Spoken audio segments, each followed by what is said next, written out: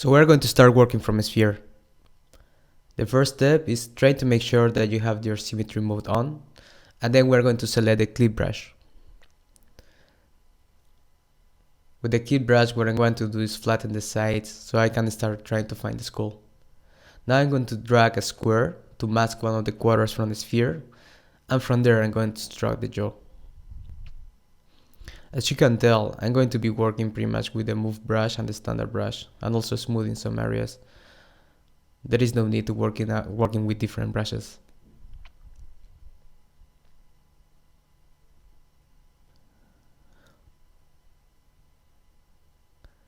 Now I'm going to spend some time trying to find the neck, also the clavicle areas. As you can tell, the topology is not good enough, so what I'm going to do is to start the Dynamesh. By default, Dynamesh start with a value of 128. I recommend you to start with a lower value. Something around 85 is good enough.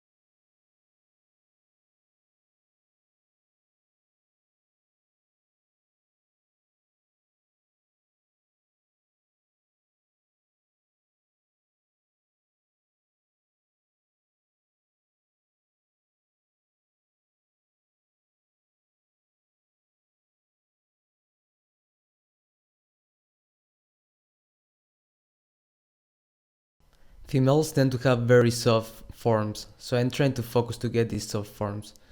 Now I'm going to jump back into the skull, try to get the main planes, always looking on the reference that we have on the left. Get the plane between the frontal and the temporal. Now I'm going to also put the side reference on the right, so I also can start working on the side of the character. Something very important about black races is the inclination of the nose, also the inclination of the frontal bone. This is going to be crucial to get the right likeness.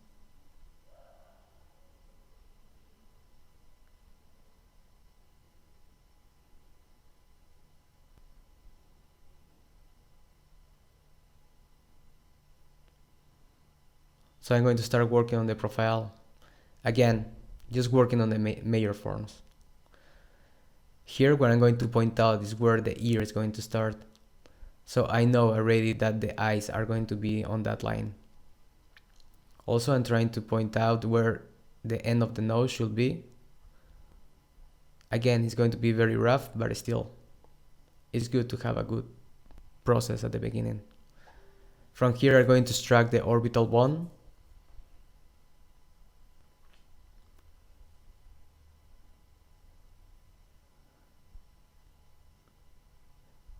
Please notice the square shape of the orbital bone.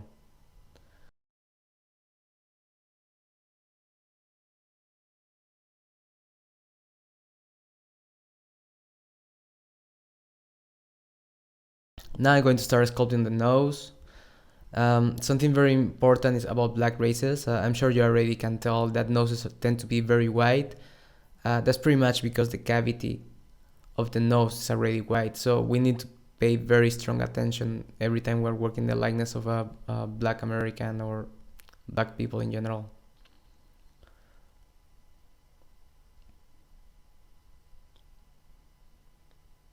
So you can tell that I'm already trying to get the right angles from the beginning.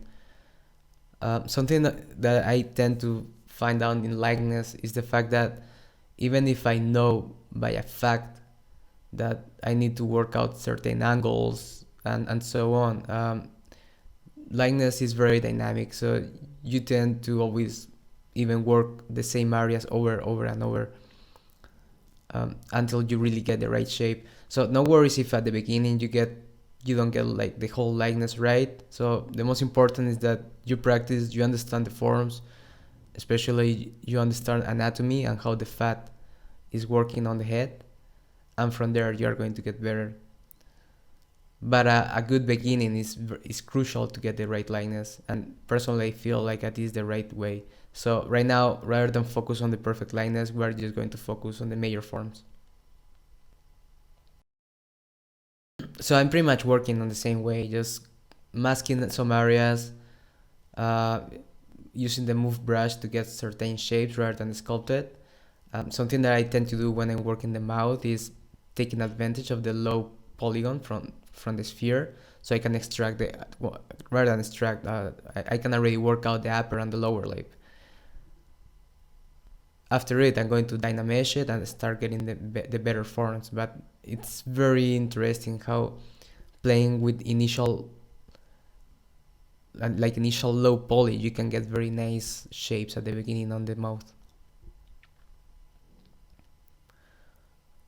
So talking about the lower lip, I already started sculpting some of the depressors. Now I'm going to increase the dynamesh, as I feel like I need a little bit more of resolution on the mouth.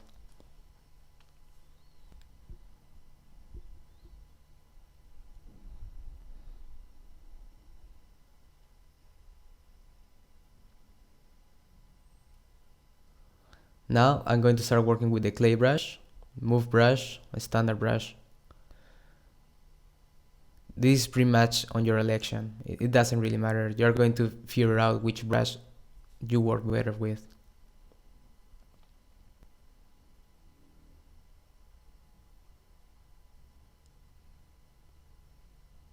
I'm going to start establishing the forms from the lower and upper lip. Work out better the chin area. Trying to establish where the depressor should be. Start focusing also on the silhouette.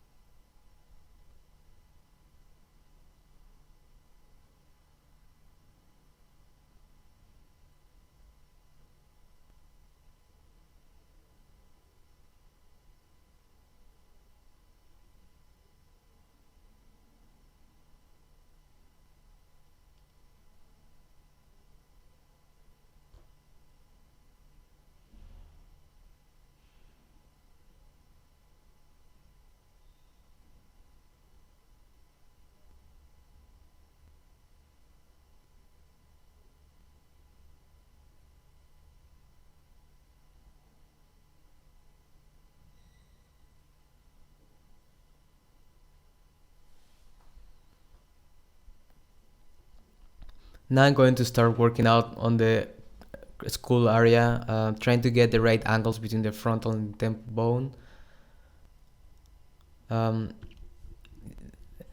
I tend also to work out different areas constantly. It's not like I'm focused just on the frontal area, then I just focus on the mouth. It really depends. Every time that you see the reference, you start spotting different issues that you need to address, and then you just jump into it. So just take your time to really analyze it, try to get the proportions, some initial proportions, trying to get some initial shapes.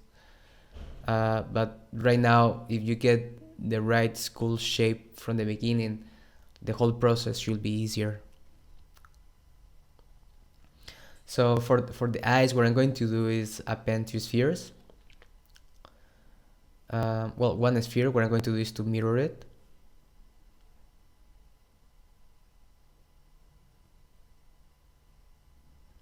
Place it. A lot of people tend to ask me where they should place the sphere. So just think about it. The sphere is inside the orbital, and the sphere, I mean the eyeball, is not floating. So try to make sure that those spheres that you are placing in Zbrush, they fill there inside of the orbital. From there on, what we are going to do is fill all the orbital area with fat, and trying to get also the eyelids shape.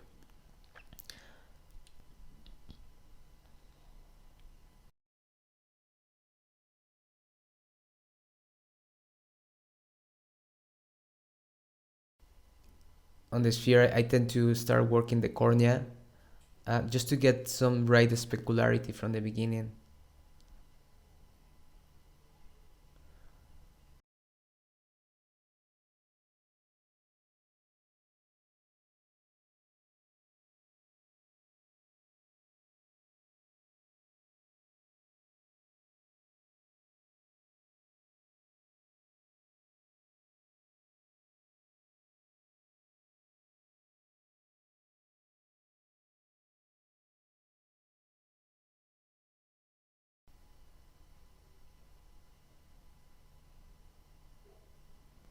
So what I'm going to do is start adding material, start adding volumes till I cover the whole sphere.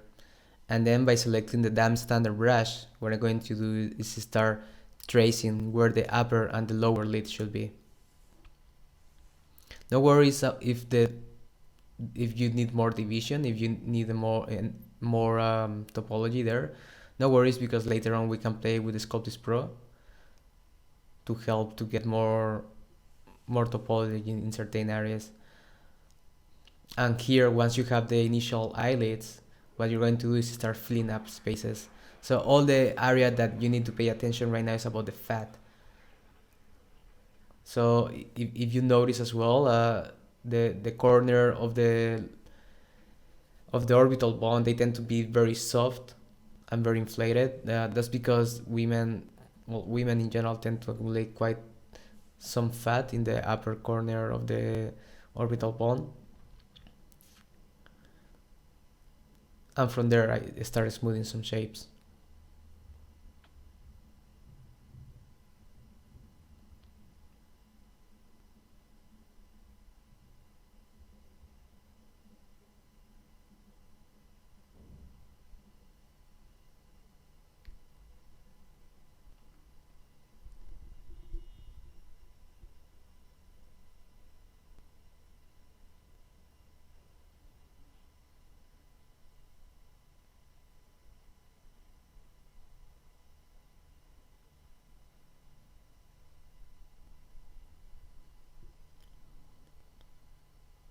I like to define the lower lip using the dam standard. It kind of helps to really create the illusion of fat on that area.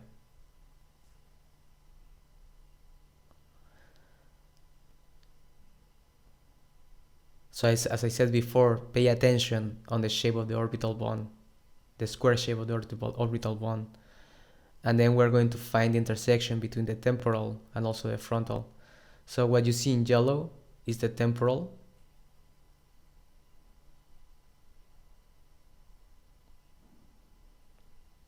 What I'm drawing right now in blue is the frontal bone. And what I'm going to be paying more attention is the intersection between both. So getting the right angle from the beginning is going to help you quite a lot to get the right shape. There is no really rule of thumb in terms of which kind of angle human have. It's going to depend on the likeness. So that's why it's very important to get a frontal and a side view to make sure that you can kind of fit everything in place.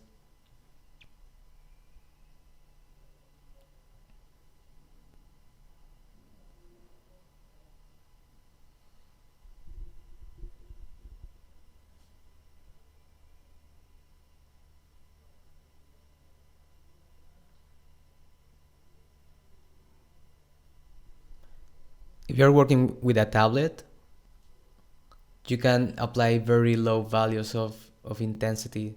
I like to work sometimes with the damp standard and applying very low values just by not pressing very strong the pen, so I can really deform the shapes in a very nice way. Also, right now I'm creating the angle by also using the damp standard to create an initial cut, and now what I'm going to do is I'm going to smooth out that area.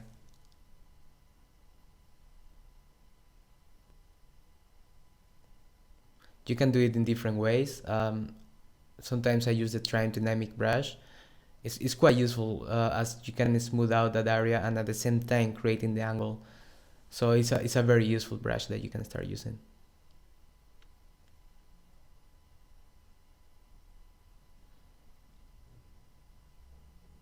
Something very interesting about Beyonce nose is about how thin is actually the nose itself. Even if the nostrils are very separating between each other, the nose itself is not that wide.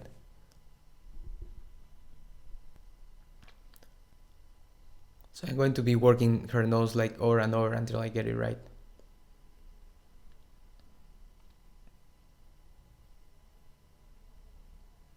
Now what I'm going to start working is the lacrimal area.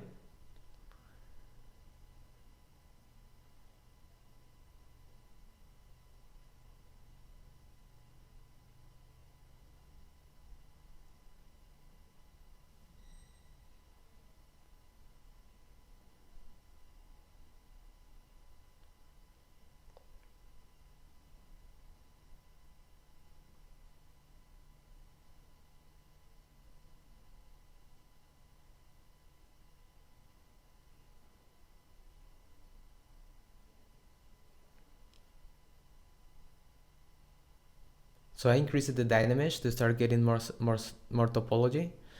And for the ears, what I'm going to do is use already the IMM brush that comes with Zbrush with some of the body parts. And I'm just going to drag one of the ears. Um, they are not great, but still they can work out quite well to get some rough shapes.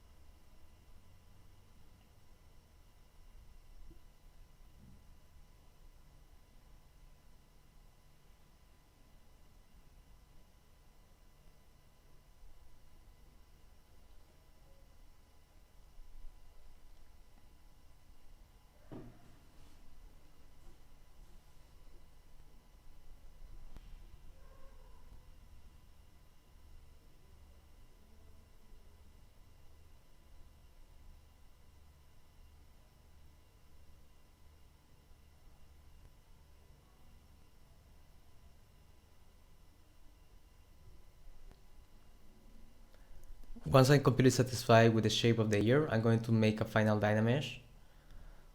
So we have both meshes already merged between each other.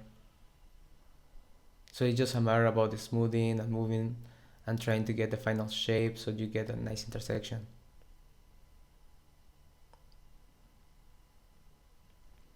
Pay attention how the zygomatic bone is right now placed and where is the bridge going on. So it's very important to get the bridge from the zygomatic towards the ear. You get to see a lot of mistakes in terms of the zygomatic bridge, where people tend to work the zygomatic bridge like either very up or very lower. So it's something that it always happens in all humans, that the bridge always go towards the ear.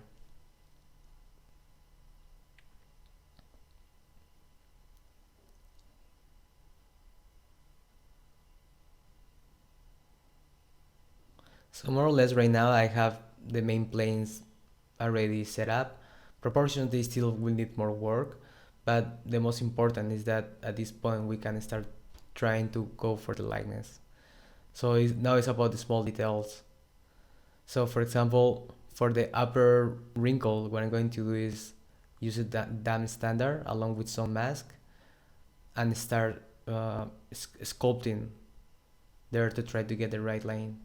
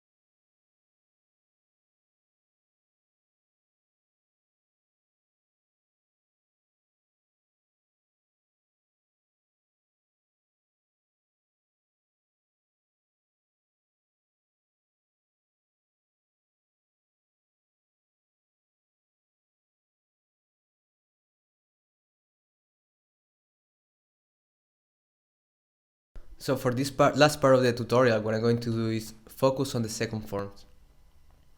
Start paying more attention on the eyes, both eye upper lid and also lower lid, and start working a better form for the whole character using already the references.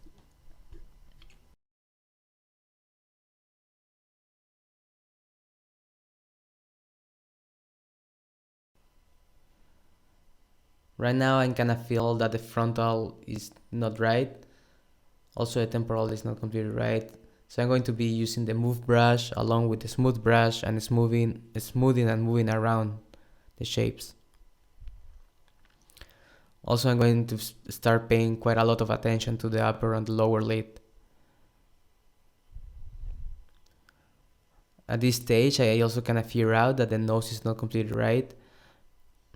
Right now it's not completely important that you get the likeness perfectly, but the closer you get, the better. I'm decreasing the malar fat. I kind of feel like on the reference, at least on the frontal reference, the malar is not that strong. As right now I'm working a younger version from Beyonce.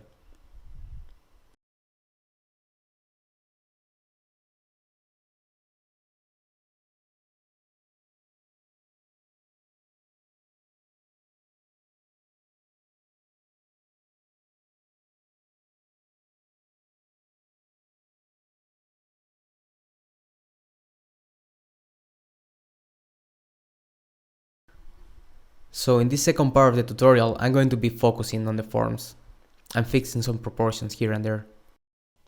What I did before is masking the orbital area and then push the frontal bone a little bit below.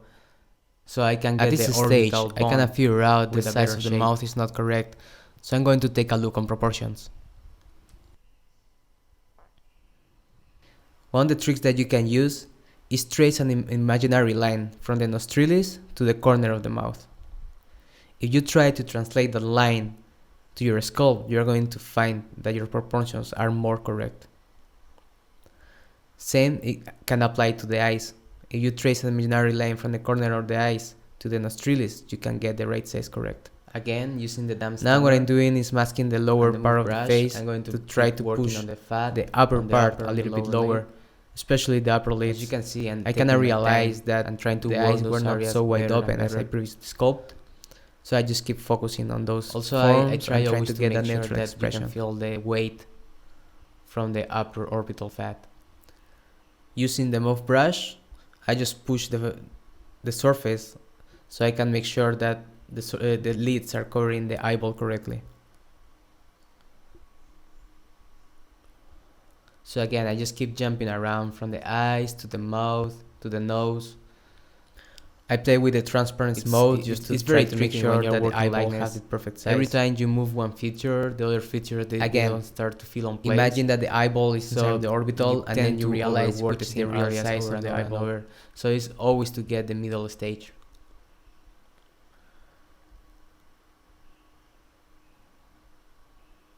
Here what I'm doing is sculpting a little bit of carbuncle. So I start trying to get the right line of the lower lip. Some better forms. It's not necessarily need to be correct. Also the division line between the upper and the lower lip. Right now. Trying to make it like I decided to activate the Sculpting Pro more plain, so I can add a little bit more tessellation in that area. Also at this stage I kind of figure out that the nose is not completely right. As you can see, I no longer play with Dynamesh. I just activate the Sculpting Pro time to time. So I'm going to push it a little bit downwards. Here I'm showing you exactly the area that I'm talking about.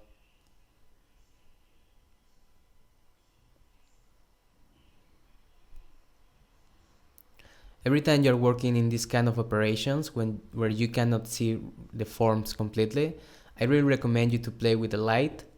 That's why I have the light already on my interface.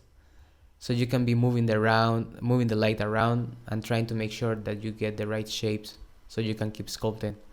So not only changing the C materials, playing from standard to using different materials, but also changing the light can be very useful in certain occasions. I'm going to smooth some of the areas from the temporal. I kind of feel like they are just way too sharp. Again, now jumping to the side the way they should be. Trying to get so again, closer I will be smoothing a lot of shapes during the whole process.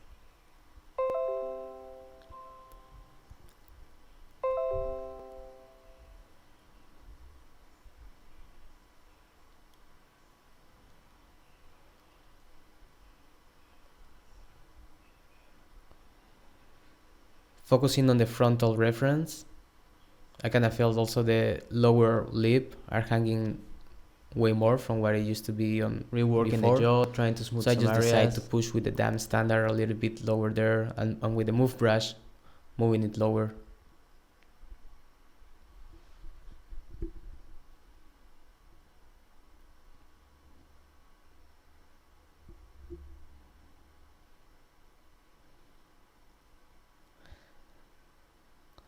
So here is where I kind of feel like all the area from that is surrounding the mouth is not correct. So I'm going to start working more that. One of the things that I'm doing right now is trying to solve the lower lip. So one of the things that you're going to take a lot of attention is the fact that the push all those shapes inwards as it's already inside of the orbital. To make sure that the mouth have the correct shape, either I try to work always from the bottom view. Are wrapping it around, so I can see always the lower lip. They should take the curved form, but the upper lip above the lower lip. It's very subtle. The only way to get there is practice and practice. I really recommend you time to time check some scans, head scans, so you can see the forms how they perform in real faces. I'm working a little bit of the carbuncle area just to try to make sure that I have enough to play later with. So I'm jumping back again to the side view. And at this stage, what I'm going to do is start sharpening the lower and the upper lip. Still, I feel like all the area either you're going to end up rendering the likeness in V-Ray or whichever render engine you're using.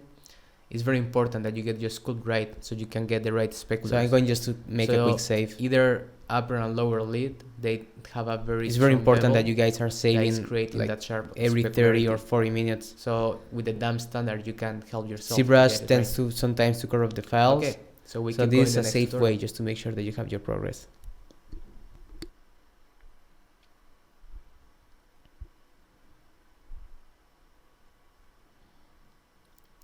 So I'm jumping now on the ears.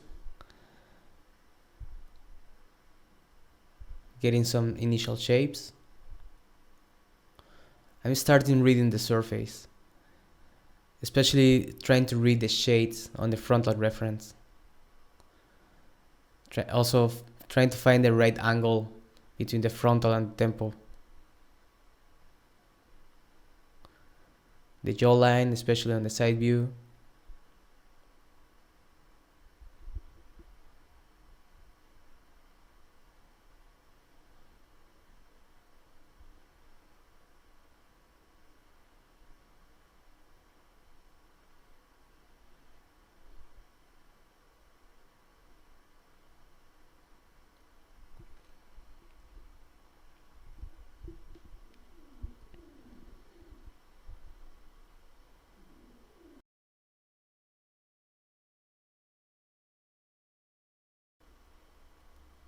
I keep trying to read the surface. It's very tricky because sometimes it's very subtle, so you don't get to notice, or even you can notice incorrectly. So it's going to really depend on the kind of reference that you are using. So I really recommend you, every time that you are gathering reference, first, make sure that they are not Photoshop, of course. Second of all, trying to make sure that they don't have a strong shade. Likely enough, this reference that I got on the front, from the frontal area, doesn't seem to be too Photoshop. It's rather a younger version from Beyonce. I did it on purpose, as I preferred this younger version from her. And second of all, the shades are very soft, so I can really read the surface. So now with the dam standard, with a very low value and a very big size of the brush, I try just to push some of the shapes inwards. So that's kind of a small trick that I try to use rather than use the move brush. So I tend just to use the dam standard here and there with this kind of values, and then fix it on top with a smooth brush, or you're moving around. So sometimes with some brushes you feel more comfortable than with other ones. It doesn't really matter. But at the end of the day, it's about which brushes help you to get better the forms. I personally prefer standard, move, dam standard, and very rarely I use clay.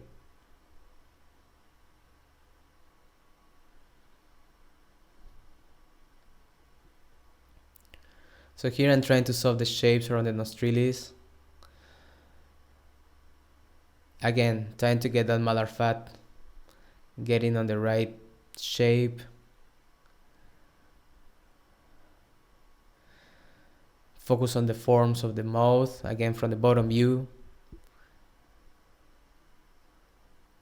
I just keep orbiting around, trying to look for either mistakes or either areas that they don't make too much sense, especially anatomically talking. So at this point, I start feeling like the soft forms are better. So it's mostly about some anatomy issues that they need to be fixed, and especially the likeness itself. As you can tell, I haven't focused so far in any 3/4 view. I will be focusing on that later. At this stage, that is not crucial, as we are going to be using the spotlight later, trying to trace the frontal on the left side. And then from there we'll be adjusting the quarter view.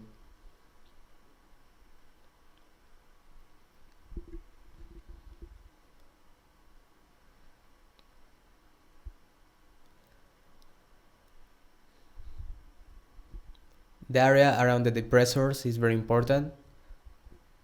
So it's very crucial to get the little bump below the lower lip.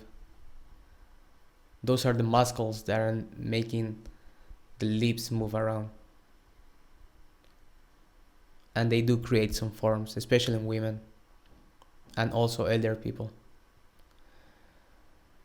With the dam standard, I'm craving around the upper lip so I can get some initial forms, and then with the smooth brush, I'm going to be smoothing them out so I can create the first angle, and I can already start telling that it's created because of the specularity. and from there I'm going to keep sculpting all that area. So it's the kind of process that I tend to use sometimes. I just start that initial angle with the dam standard, and from there I just keep sculpting.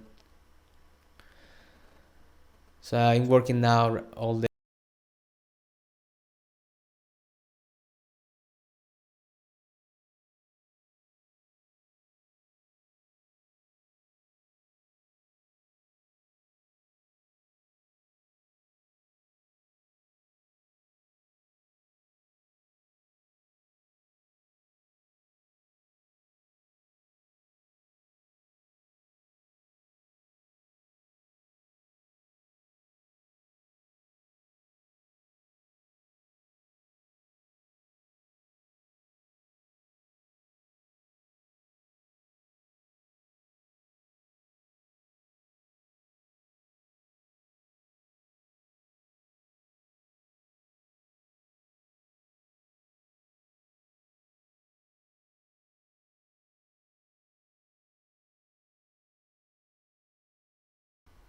So I just keep working the shapes here and there, trying to improve the mode area. Now I decide to deactivate Sculptis Pro, so I make sure that I don't create in any new tessellation every time I'm changing the size of my brush. So this is very interesting, especially when you want to smooth some areas. So if you have a low tessellation in general, a low topology in general, you can just have a very big brush with no Sculptis Pro and you're smoothing out even stronger. Also happens the opposite. If you have a Sculptis Pro activated and a very small brush, if you are smoothing out, the smooth is sharper. So it depends on the area, you're going to find that it's better one or the other. Right now I'm using the dam standard brush just to push some of the surface inwards, so I can get a better sense of the concavity from all that area.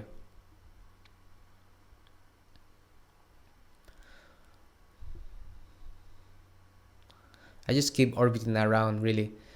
There are a bunch of shapes that just trigger sometimes than others. We tend to get very used to the mistakes every time we are working on likeness. So I really recommend you that every time you're working on a likeness, take some small breaks, especially when it's the next day, and then you're going to start finding more issues to address or either new areas to work. So it's one of the best tricks that you can do when you're working on likeness. Never be satisfied, just try to have small breaks. So I just keep finding new issues to address around the corner of the mouth, keep smoothing some of the areas around the depressor, trying to get all those shapes more naturally rather than sharp. I found this annoying bump in the lower lid. I kind of feel like it's because of the Sculptis Pro, so I decided just to make the size of my brush larger so I can smooth the shapes better.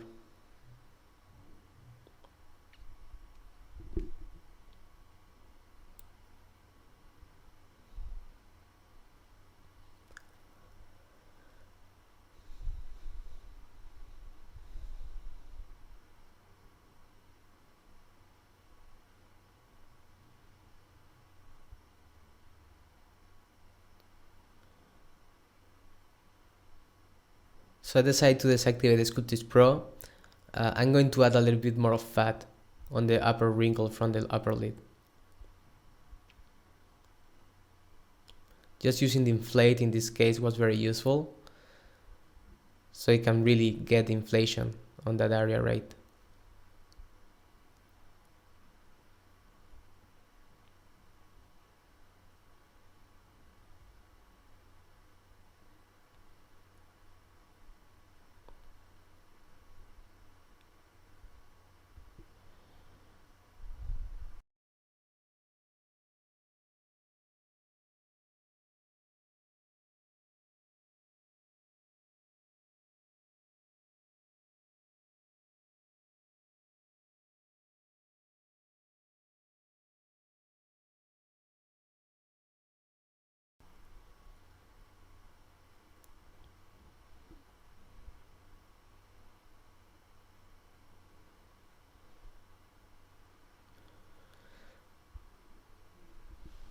At this stage, I'm very satisfied with the forms, so I kind of feel that it's time to move to the spotlight and trying to go for the likeness.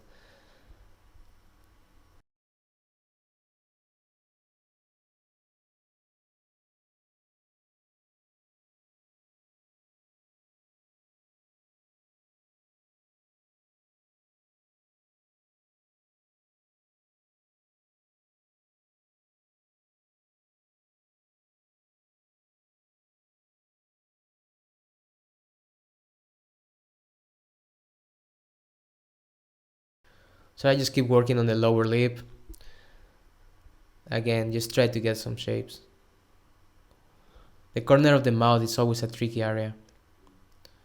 Again, using the bottom view, you can readjust the upper and the lower lip. This is the kind of view that you want to use every time you're working with lips. So every time you feel like your lips are not very natural, just go to the lower view, check it out, and make sure that the lower lip is on top of the lower lip and the forms are very soft. If you get it right there, I can guarantee you that it would be right on the front of you.